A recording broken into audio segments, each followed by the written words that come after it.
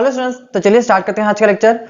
Student, last lecture में मैंने आपको एक होमवर्क दिया था न्यूमेरिकल, तो चलिए पहले उसी न्यूमेरिकल को सॉल्व कर लेते हैं हम। तो देखो बेटा, न्यूमेरिकल क्या था आपके पास? न्यूमेरिकल कुछ था आपके पास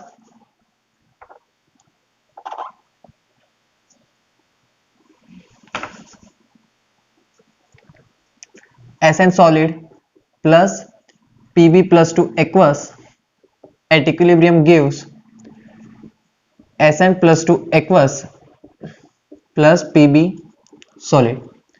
ओके, एक सेल रिएक्शन गिवन थी। इसके बाद हमें क्या गिवन था? इसका हमें इन दोनों का रिडक्शन पोटेंशियल गिवन था। कौन सा? एसआरपी वैल्यू, ठीक है। E naught of SN plus two to SN, ये गिवन था -0.126 volt, and E naught of PB plus two to PB ये गिवन था -0.136 वोल्ट। ओके, हमें दोनों का एसआरपी गिवन था। फिर हमसे क्या पूछा था? हमसे ये पूछा था कि PB plus two to SN plus two concentration ratio बताओ आप। हमसे क्या बोला था कि PB plus two to SN plus two का कंसंट्रेशन रेशियो बताओ कि जिससे आपकी सेल रिएक्शन क्या हो जाए? रिवर्स हो जाए। सेल रिएक्शन क्या हो जाए? रिवर्स हो जाए। चलो ठीक है, कोई बात नहीं, सॉल्व कर लेते हैं। देखो कंसंट्रेशन रेशियो, देखो सेल रेशियो को रिवर्स करना है। सेल रिएक्शन को रिवर्स करने का मतलब क्या होता है कि यहां पर एक इक्विलिब्रियम कंडीशन अचीव होगी। उस इक्विलिब्रियम कंडीशन के अचीव होने के बाद आपकी सेल रिएक्शन क्या हो सकती है? रिवर्स हो सकती है, ठीक है। तो अगर इक्विलिब्रियम कंडीशन की बात कर रहा है, मतलब कि यहां पर आपका फॉर्मूला लगेगा ई नोट सेल। इक्विलिब्रियम वाला फॉर्मूला याद है ना? क्या था? E naught cell is equal to 0.0591 upon N into log के इक्विलिब्रियम। ये आपका फॉर्मूला रहेगा। चलो ठीक है। अब इस क्वेश्चन को सॉल्व करने से पहले आपको एक कंसेप्ट सीखना जरूरी है। आपको क्या ई नोट सेल कैलकुलेट करना है। ई नोट सेल कैलकुलेट करना है। तो ई नोट सेल का फॉर्मूला होता है बेटा, E naught cell is equal to E naught cathode minus E naught anode, ठीक है। ई नोट सेल क्या होता है? E naught cathode minus E naught anode. मुझे बताओ यहां पर कैथोड कौन है? इस सेल रिएक्शन के अकॉर्डिंग कैथोड कौन है और एनोड कौन है? तो दिख रहा है हमें रिएक्शन में क्या दिख रहा है? हमारा जो पीबी प्लस टू है, हमारा जो पीबी प्लस टू है वो प्लस टू से कौन सी ऑक्सीडेशन स्टेट में जा रहा है? जीरो ऑक्सीडेशन स्टेट में जा रहा है। ये प्लस टू से जीरो ऑक्सीडेशन स्टेट में जा रहा है, मतलब कि इसका क्या हो रहा है? रिडक्शन हो रहा है। According to cell reaction lead का रिडक्शन हो रहा है, मतलब कि कैथोड कौन बनना चाहिए? लेड बनना चाहिए। बट ध्यान से देखो तो इनका एसआरपी वैल्यू अगर आप देखते हो, इनका एसआरपी वैल्यू देखते हो, एसएन का एसआरपी वैल्यू है -0.126 वोल्ट, पीबी का एसआरपी वैल्यू है -0.136 वोल्ट। दोनों में से बिगर एसआरपी वैल्यू किसका है? एसएन का ना। दोनों में से बिगर एसआरपी वैल्यू किसका है? एक है -0.126 वोल्ट, एक है -0.136 वोल्ट। तो बिगर वैल्यू कौन सी होगी? ऑब्वियसली एसएन के लिए। तो जिसका एसआरपी बिगर होता है, ध्यान रखिएगा, जिसका एसआरपी बिगर होता है उसी का क्या होगा? रिडक्शन होगा। नोट लिखिए, ये नोट पहले मैंने आपको नहीं पढ़ाया था क्योंकि सीबीएसई ने सिलेबस में से रिड्यूस कर दिया था इस कंसेप्ट को, इसलिए मैंने इसको नहीं पढ़ाया, लेकिन यहां पर नीड है आपको, इसलिए मैं समझा रहा हूं। देखिए, मोर positive value of SRP, more positive value of SRP of an element, it have more tendency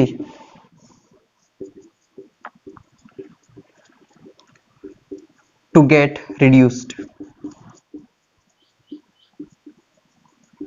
and more will be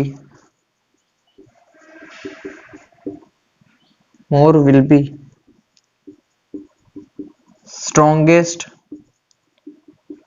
oxidizing agent, ठीक है। ध्यान से सुनिए, जिसका एसआरपी वैल्यू बिगर होगा, कंसेप्ट याद रखिएगा, जिसका भी एसआरपी वैल्यू, जिस भी एलिमेंट का एसआरपी वैल्यू बिगर है उसकी टेंडेंसी ज्यादा है रिड्यूस होने की, ठीक है। जैसे देखो यहां पर टीन और लेड दोनों में से किसका एसआरपी बिगर दिख रहा है आपको? ऑब्वियसली टीन का, मतलब कि इसके रिड्यूस होने की टेंडेंसी ज्यादा है। अगर इसका एसआरपी बिगर है और इसके रिड्यूस होने की टेंडेंसी ज्यादा है, मतलब कि इसके कैथोड बनने की टेंडेंसी भी क्या है? लेड के कंपैरेटिव हाई है। मतलब कि आपका कैथोड कौन होगा? कैथोड होगा टीन। तो वैल्यू कितनी हो जाएगी इसकी? -0.126 वोल्ट। कितनी हो जाएगी, कैथोड के लिए ई नोट एसआरपी वैल्यू कितनी हो जाएगी, -0.126 वोल्ट। ओके, बात समझ आ रही है? याद रखिए कंसेप्ट बहुत इंपॉर्टेंट है, कंसेप्ट आपको पता होना चाहिए। कभी कभी क्या होता है आपको क्वेश्चन में सेल रिएक्शन में दिख रहा है कि लेड का रिडक्शन हो रहा है, तब एसआरपी कैथोड किसको मान लोगे, लेड को मान लोगे। बट चेक किससे करना है हमें, कैथोड और एनोड कौन होगा वो हमें कैसे पता चलेगा, उसका एग्जैक्ट आंसर हमें पता चलेगा उसकी एसआरपी वैल्यू से। जिसका भी एसआरपी बिगर है वो क्या बनेगा, कैथोड बनेगा, और जिसका भी एसआरपी लोअर है वो क्या बनेगा, आपका एनोड बनेगा। तो यहां पर आपका एनोड कौन हो जाएगा, एनोड हो जाएगा लेड। तो वैल्यू किसकी इतनी, इसकी एसआरपी वैल्यू गिवन है -0.136 वोल्ट। इसे सॉल्व कर लो तो आपको ई नोट सेल मिल जाएगा, वो कितना मिलेगा आपको, कैलकुलेट कर लो। ये मिल जाएगा आपको 0.01 वोल्ट। कितना मिल जाएगा आपको, 0.01 वोल्ट। क्या बात समझ आती है यहां तक? ध्यान से सुनिए, कंसेप्ट बहुत इंपॉर्टेंट है और सिंपल भी है। जिसका एसआरपी बिगर है उसकी रिड्यूस होने की टेंडेंसी ज्यादा है, जिसका रिड्यूस होने की टेंडेंसी ज्यादा है। अगर रिड्यूस होना चाहता है कोई एलिमेंट, मतलब कि वो क्या करेगा, वो स्ट्रॉन्गेस्ट ऑक्सीडाइजिंग एजेंट होगा। सही है, जो खुद का रिडक्शन करता है, रिड्यूस होना चाहता है, खुद एलिमेंट खुद रिड्यूस होना चाहता है। ठीक है, अगर एलिमेंट रिड्यूस हो रहा है मतलब कि वो सामने वाला क्या करेगा, ऑक्सीडेशन करेगा, मतलब कि वो एलिमेंट जो रिड्यूस हो रहा है वो एलिमेंट क्या बन जाएगा, as a strongest oxidising agent की जैसे वो क्या करेगा, बिहेव करेगा।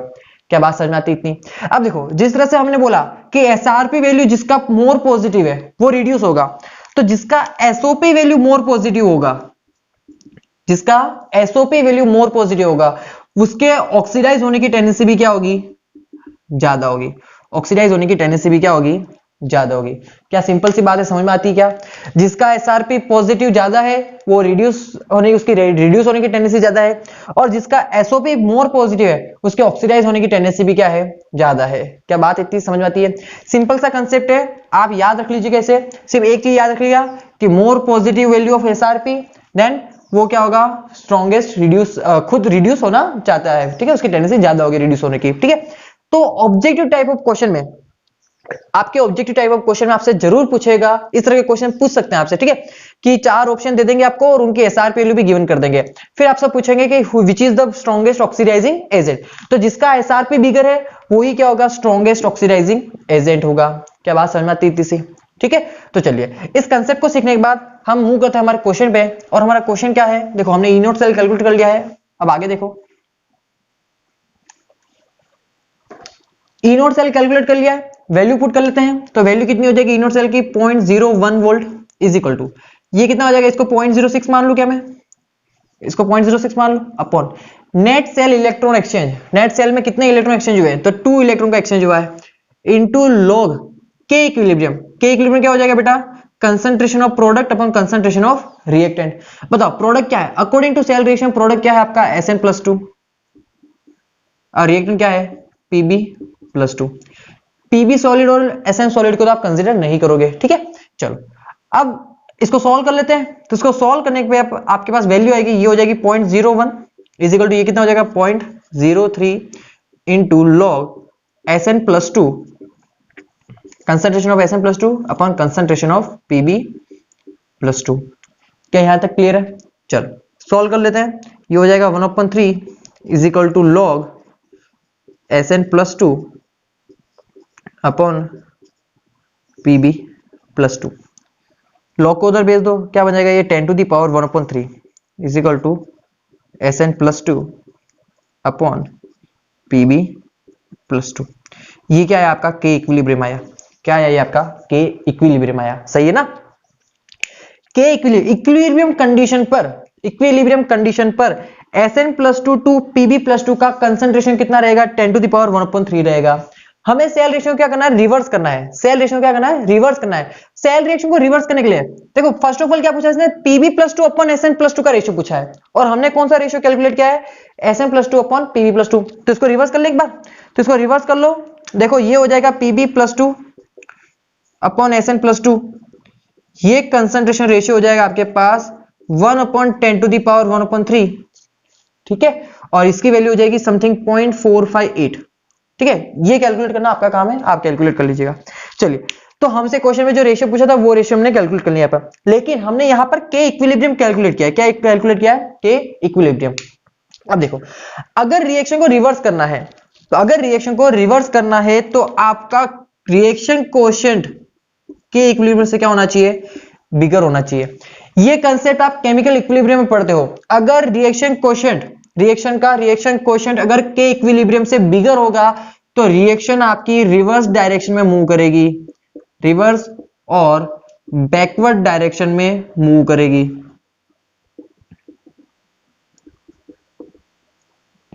क्या बात समझ आती है? ध्यान से समझिएगा। अगर Q की वैल्यू के इक्विलिब्रियम से बिगर होगी ना तो रिएक्शन आपकी बैकवर्ड डायरेक्शन में मूव करेगी। हमें यही कैलकुलेट करना है। तो देखो रिएक्शन कोशेंट की वैल्यू कैलकुलेट कर लेते हैं इसके रेस्पेक्ट में। बताओ रिएक्शन कोशेंट क्या होगा according to this reaction quotient हो जाएगा Sn+2 अपॉन Pb+2। क्या बात समझ आती है? According to this reaction Q क्या हो जाएगा प्रोडक्ट कंसंट्रेशन अपॉन रिएक्टेंट की कंसंट्रेशन, तो ये हो जाएगा Sn+2 अपॉन Pb+2। इस कंडीशन पर के इक्विलिब्रियम की वैल्यू कितनी है Sn+2 अपॉन Pb+2। इस कंडीशन पर के इक्विलिब्रियम की वैल्यू है 10 टू द पावर 1/3 है। क्या यह बात सही है? चलो ठीक है। हमसे क्या पूछा है? हमें तो Pb+2 अपॉन Sn+2 पूछा ना, तो इसको रिवर्स कर दो। रिवर्स कर दोगे तो Pb+2 की कंसंट्रेशन अपॉन Sn+2 की कंसंट्रेशन। अगर इसको रिवर्स करते हो तो आपका साइन भी क्या हो जाएगा रिवर्स हो जाएगा, चेंज हो जाएगा। ठीक है, इक्वल टू क्या हो जाएगा 10 to the power 1/10 to the power 1/3 और ये वैल्यू कितनी हो जाएगी 0.458।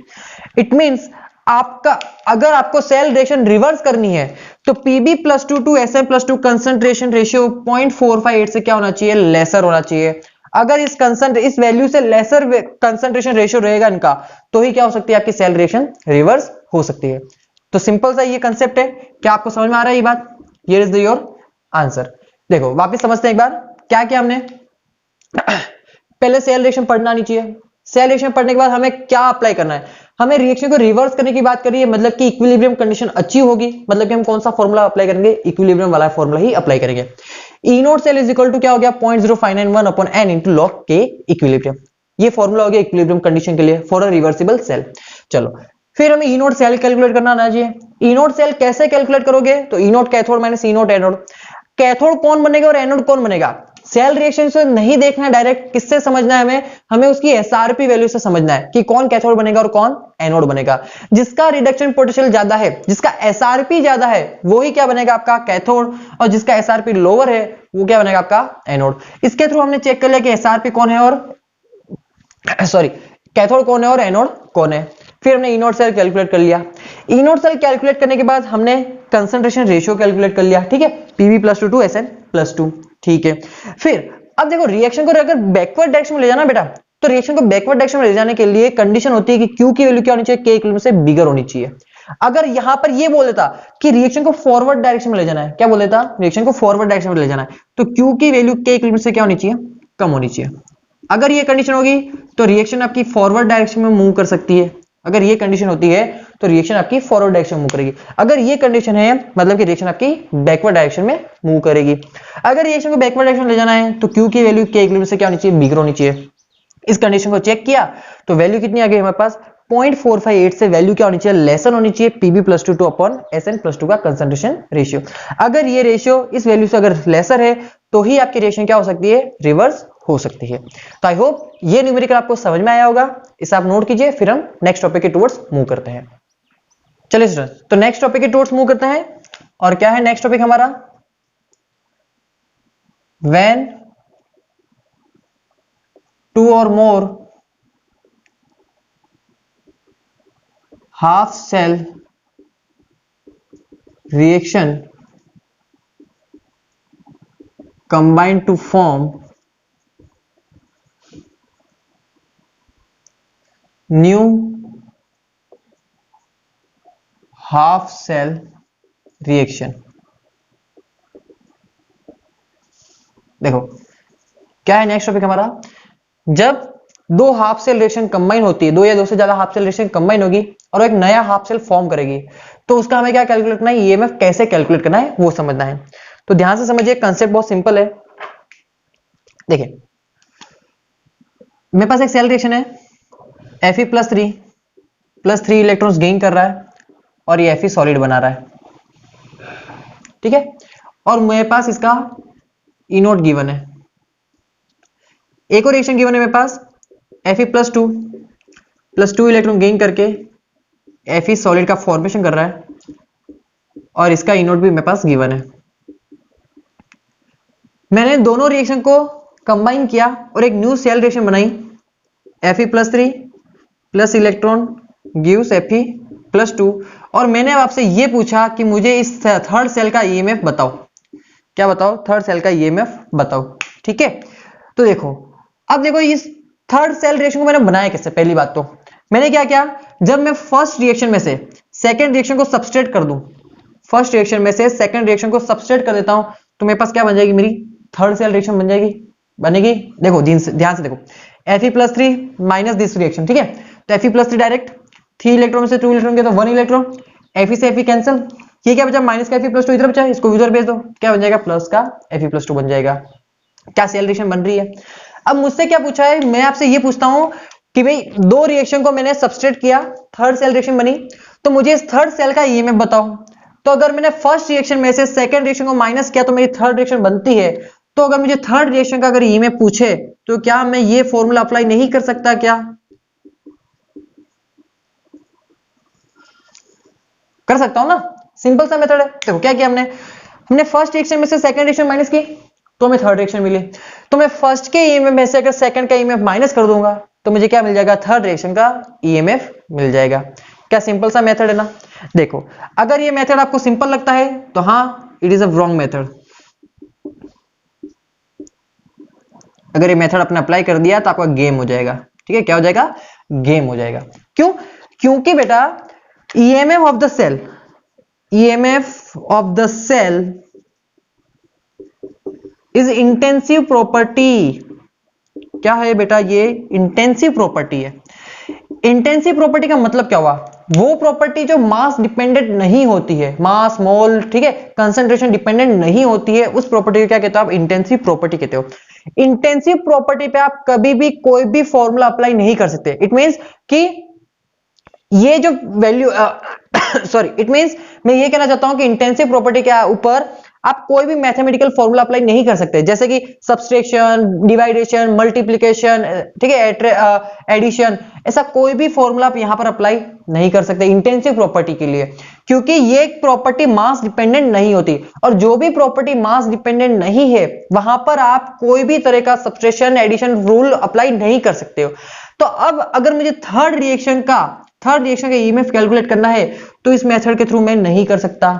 एक चीज समझ में आती है क्या, इंटेंसिव प्रॉपर्टी पे आप कभी भी फॉर्मूला, कोई भी मैथमेटिकल फॉर्मूला अप्लाई नहीं कर सकते हो। ठीक है, अगर अप्लाई करोगे तो भी कोई इफेक्ट नहीं पड़ता उस पर, तो मतलब कि ये फॉर्मूला तो हो गया आपका गलत। अब मुझे फिर भी थर्ड रिएक्शन का ईएमएफ कैलकुलेट करना है तो मैं क्या करूंगा, अगर मैं इंटेंसिव प्रॉपर्टी के थ्रू नहीं कर सकता तो एक और प्रॉपर्टी होती है थर्मोडाइनमिक्स में, एक्सटेंसिव प्रॉपर्टी। तो मैं क्या करूंगा, we should calculate here first extensive property. हम क्या करेंगे, तीनों रिएक्शन की एक्सटेंसिव प्रॉपर्टी कैलकुलेट करेंगे। कौन सी एक्सटेंसिव प्रॉपर्टी है जहां से हमें ईएमएफ मिल सकता है, तो याद कीजिए डेल्टा जी, याद कीजिए gives free energy. Gives free energy क्या होती है आपकी, एक्सटेंसिव प्रॉपर्टी होती है। ठीक है, ये हमने पढ़ा है थर्मोडायनेमिक्स में, जो हमारी गिव्स फ्री एनर्जी होती है वो एक्सटेंसिव प्रॉपर्टी होती है। तो मैं क्या करूंगा, मैं तीनों रिएक्शन का डेल्टा जी कैलकुलेट कर लूंगा। अगर मैं तीनों रिएक्शन का डेल्टा जी बता सकता हूं तो मैं वो ये भी बता सकता हूं कि इसका ईएमएफ कितना होगा। क्या बात समझ आती है। देखो फर्स्ट रिएक्शन का डेल्टा जी कैलकुलेट करते हैं, तो क्या हो जाएगा बेटा, डेल्टा जी का फॉर्मूला होता है माइनस NF E01। क्या होगा बताओ, फर्स्ट रिएक्शन के लिए कितने मोल्स ऑफ इलेक्ट्रॉन का ट्रांसफर हुआ है, 3 मोल्स ऑफ इलेक्ट्रॉन का ट्रांसफर हुआ है, तो -3F into E01 is equal to second reaction का डेल्टा जी बताओ, कितने इलेक्ट्रॉन का ट्रांसफर हुआ है, 2, तो ये हो जाएगा -2F इंटू E02। क्या यहां तक बात समझ में आती है। देखो इसके थ्रू तो अप्लाई नहीं कर सकते, क्या कैलकुलेट करोगे, एक्सटेंसिव प्रॉपर्टी में कौन आएगा, डेल्टा जी। डेल्टा जी का फॉर्मूला होता है -NF E0 सेल। ठीक है, तो कैलकुलेट कर लिया, माइनस एन का मतलब क्या होगा, number of electrons which are transferred. तो कितने इलेक्ट्रॉन ट्रांसफर हुए फर्स्ट के लिए, 3 इलेक्ट्रॉन ट्रांसफर हुए, लिख ली वैल्यू। एफ सेम है, E0 गिवन है में। ठीक है, सेकंड रिएक्शन के लिए कैलकुलेट कर लिया। अब थर्ड रिएक्शन देखो, अगर मैं delta G01 minus delta G02 कर दूं तो क्या मुझे थर्ड रिएक्शन का डेल्टा G0 मिल जाएगा। इसका डेल्टा G0 क्या होगा, इसका डेल्टा G0 होगा minus F into E03 into 1। कितने इलेक्ट्रॉन ट्रांसफर हो रहे हैं थर्ड रिएक्शन में? 1 इलेक्ट्रॉन ट्रांसफर हो ना, तो 1 into F E not third, ठीक है, इज इक्वल टू, आगे देखो इसका डेल्टा जी नॉट 1 कितना है, -3 F E not 1 minus minus plus 2 F E not 2। क्या यहां तक कंसेप्ट समझ में आ रहा है क्या आपको? ठीक है, सबकी वैल्यू पुट कर ली हमने। अब देखो इस मेथड के थ्रू हम यहां से डायरेक्ट थर्ड सेल का ईएमएफ कैलकुलेट कर सकते हैं ना, बस इससे सॉल्व कर लीजिए। सॉल्व करने पर आपके वैल्यू आ जाएगी E naught of the third cell. देखो फेराडे तो एफ तो सब में से कैंसिल हो जाएगा, ठीक है, यहां से कॉमन निकाल दो, एफ तो सब में से कैंसिल आउट हो गया, बचा क्या, E naught 3 is equal to minus को उधर भेज दो तो ये हो जाएगा +3 ई नॉट 1 -2 ई नॉट 2।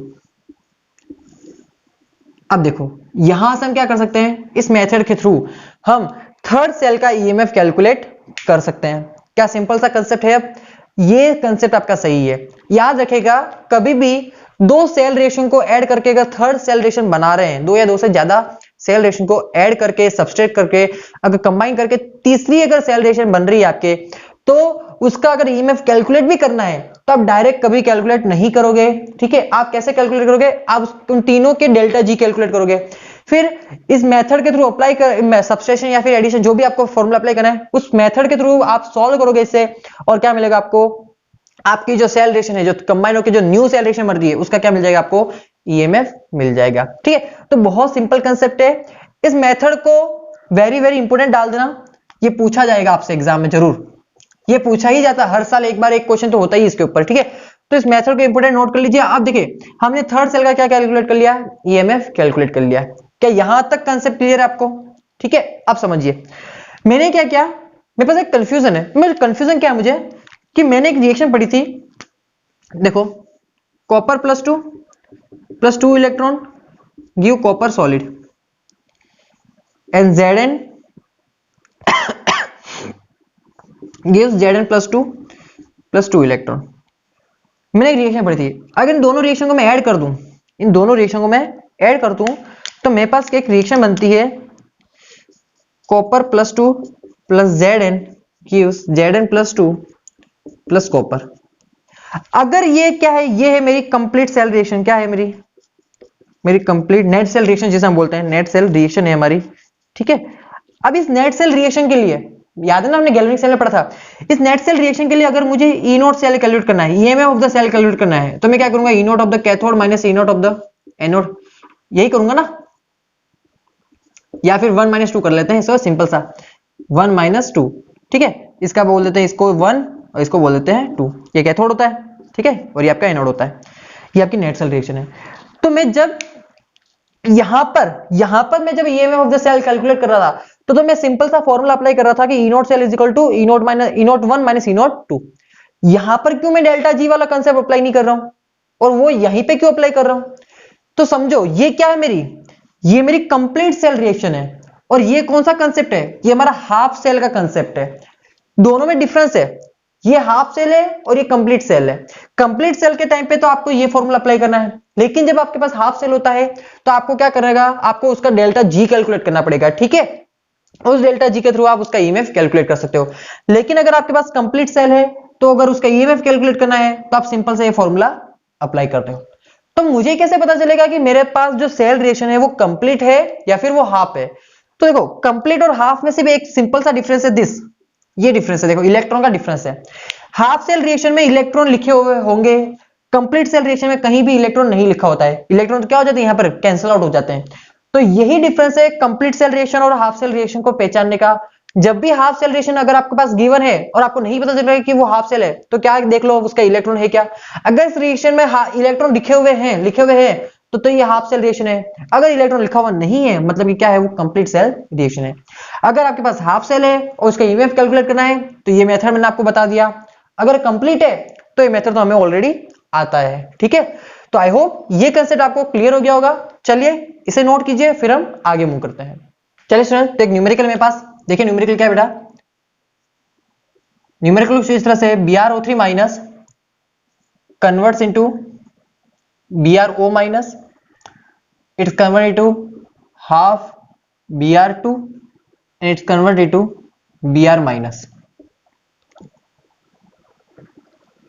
देखिए ये एक सेल रिएक्शन गिवन है, इसमें देखो ये फर्स्ट सेल रिएक्शन है, ये सेकंड और ये थर्ड, मैंने क्या किया तीनों को मिक्स कर दिया है। ठीक है, चलो अलग अलग लिखना पड़ता था मुझे, इसलिए मैंने तीनों को मिक्स कर दिया। अब देखो फर्स्ट का जो सेल पोटेंशियल आपको गिवन है, जो आपका एसआरपी गिवन है, वो कुछ गिवन है 0.54 वोल्ट, कितना है 0.54 वोल्ट। सेकंड का ई नोट गिवन है 0.45 वोल्ट, थर्ड रिएक्शन के लिए ई नोट गिवन है 1.07 वोल्ट।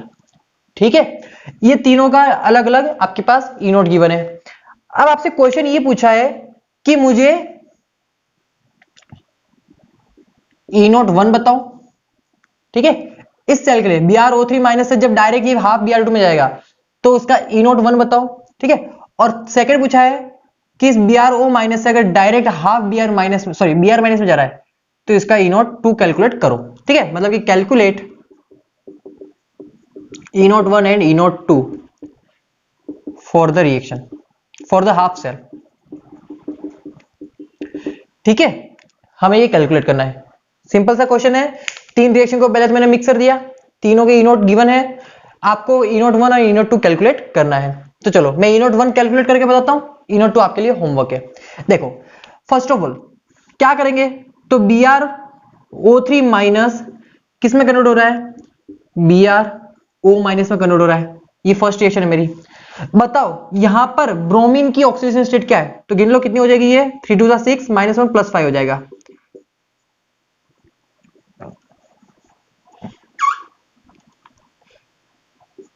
+5। यहां पर कितनी ऑक्सीजन स्टेट, तो गिन लो कितना हो रहा है, ये हो जाएगा +1। चलो ठीक है, बताओ +5 से जब +1 में कन्वर्ट हो रहा है, +5 से +1 में कन्वर्ट हो रहा है, कितने इलेक्ट्रॉन गेन कर रहा है, 4 इलेक्ट्रॉन गेन कर रहा है। ठीक है, सेकंड रिएक्शन क्या है, BrO3 minus BrO minus converts into half Br2। ठीक है, बताओ कितनी ऑक्सीजन स्टेट इसकी, +1 है, इसकी कितनी है 0 है, कितने इलेक्ट्रॉन को एक्सचेंज हो रहा है 1, तो यहां पर लिख दो +1 इलेक्ट्रॉन, लिख लिया। चलो ठीक है, नेट सेल रिएक्शन क्या है, BrO3 minus 2 half Br2, net cell reaction ये है। ठीक है बताओ ये कितने ऑक्सीजन स्टेट है, +5, ये 0 था तो 5 इलेक्ट्रॉन गेन कर रहा है, 5 इलेक्ट्रॉन गेन कर रहा है। ठीक है, मैंने इसके थ्रू नहीं बनाई है, मैंने डायरेक्ट यहां से देखकर बनाई है रिएक्शन। ठीक है, डायरेक्ट यहां से फर्स्ट एंड थर्ड को देख लिया मैंने, क्योंकि इसी का ई नोट पूछा ना, तो फर्स्ट एंड थर्ड को डायरेक्ट देख लिया, लेफ्ट साइड ये वैल्यू लिखी और देख लिया इसकी ऑक्सीजन स्टेट कितनी है, +5, इसकी कितनी है 0, मतलब कि 5 इलेक्ट्रॉन गेन कर रहा है। बताओ अब फर्स्ट एंड सेकंड को अगर मैं ऐड कर दूं, फर्स्ट एंड सेकंड रिएक्शन को अगर मैं ऐड कर दूं तो क्या मेरी थर्ड रिएक्शन फॉर्म हो जाएगी। देखो ऐड करो, BrO3 माइनस से direct BrO3 minus 4 + 1 5 electron, BrO minus से BrO minus cancel, half Br2।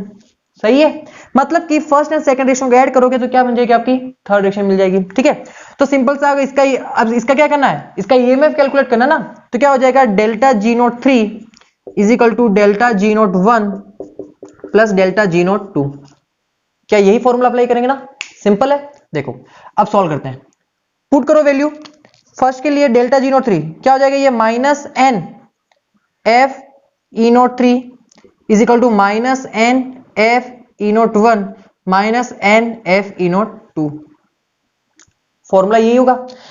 Third reaction के लिए N की वैल्यू कितनी है, तो देखो 5 है, तो -5 F into E03 is equal to first reaction के लिए N कितने हैं, नंबर ऑफ इलेक्ट्रॉन्स कितने चेंज हो रहा है, 4 इलेक्ट्रॉन का एक्सचेंज हो रहा है, तो 4 into F into E01 minus second के लिए कितना है 1, तो -1 इंटू F E02, बस सोल्व हो जाएगा इससे। यहां से जो आप E0 कैलकुलेट कर लीजिएगा, E0 of the third reaction, E0 of the third reaction, तो हियर इज योर आंसर।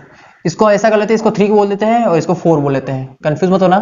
ठीक है, E0 of the third cell आप कैलकुलेट कर सकते हो, इजीली कर लोगे क्या, यहां से बस आपको सिंपल सा सॉल्व करना है, F तो कैंसिल आउट हो जाएगा और बाकी आप सॉल्व कर लेना, आपके पास वैल्यू आ जाएगी E0 of the third cell की। इसी तरह से आप क्या करोगे, आप फर्स्ट एंड फोर्थ रिएक्शन के लिए क्या कैलकुलेट करोगे, E0 of the fourth cell का E0 आप कैलकुलेट करोगे। क्या हो जाएगा ये न्यूमेरिकल आपसे अब आगे। ठीक है, तो ये आपके लिए होमवर्क है, ये सॉल्व करना है और कमेंट बॉक्स में इसका आंसर आप जरूर देना। चलो इसे कंप्लीट कीजिए, फिर हम आगे मूव करते हैं। चलिए स्टूडेंट, तो देखो एक कंसेप्ट है और समझ लीजिए। एक और चीज सिखाना चाहता हूं मैं आपको यहां पर। देखो एक रिएक्शन गिवन आपके पास, Cl2 gas, it gains 2 electron and gives 2 Cl minus aqueous. इसका आपको ई नोट गिवन है 1.23 वोल्ट। कितना है? 1.23 वोल्ट। अब मैंने क्या किया, मैंने इस रिएक्शन को 2 से डिवाइड कर दिया।